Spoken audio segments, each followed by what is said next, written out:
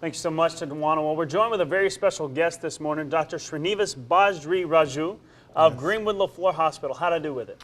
You did perfect. Oh, fantastic, fantastic. Doc, you're with the pulmonary clinic over at Greenwood Leflore, correct? That's correct. And we were talking earlier, one of the things that is affecting a ton of people, it's all over the nation really, but especially here in the Delta, is asthma. And it's not necessarily something we all understand. What is asthma? So asthma is, in the simplest way of looking at asthma, it is a disorder that is characterized by two things in the lungs, in the airways. One is there is bronchoconstriction, or the airway tubes, the muscles that are making up the airway tubes constrict, making the tubes very narrow, so it's very difficult. It's okay for them to breathe in, but it's very difficult to breathe out. It's hard to get that air back out. So the second thing that happens is inflammation.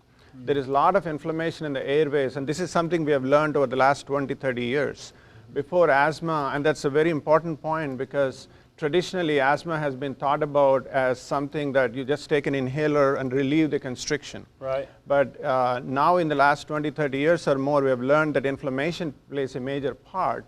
So, and that's why it's so important to take steroid medications, inhaled steroid medications, several weeks after you start feeling better. So those are the two components that make up asthma, and a lot of people are affected by it. And we don't really understand. You know, I think I know a lot of people think asthma is just something that's easy to take care of, but it's a real serious issue, and there's actually severe asthma, correct? Right. What is severe asthma? Well, there are two terminology, two words to keep in mind. When somebody is repeatedly having to go to the emergency room for treatments, they are not being symptom-free for longer periods of time. They're having to take their inhaler, you know, more than twice a day or several times a week. That's called difficult to control asthma.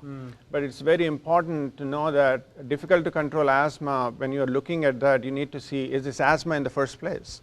You know, everything that wheezes is not asthma, so you need to make the correct diagnosis. Or the appropriate medications. In other words, other than just taking the rescue inhaler, you also have to take the steroid inhaler for longer periods of time. That's what a lot of people don't do, is they just come to the emergency room, you know, symptomatically improve, and then they won't take anything beyond that. But there is a very small percentage of people who are truly severe asthma. Right. But before we call somebody severe asthma, we need to make sure they're on the right medication, they're getting appropriate follow-up. Get the right diagnosis, get the right treatment. Let me ask you this real quick before we leave. Is asthma one of those things that's preventable, and are there things that people can do now to kind of curb those symptoms? Yes. So again, traditionally asthma has been thought about this, you know, little kid, you know, wheezy kid with allergies, but a lot of people with obesity can have asthma. So there are things you can do to prevent it with, you know, preventing the exposure to allergens, taking appropriate medications, etc. Fantastic. Well, thank you so much for being here. If you want to find out more, you can find out more at the Greenwood Leflore Hospital at the Pulmonary Clinic with Dr. B is what they call you, right? That's correct. Fantastic. Thanks so much.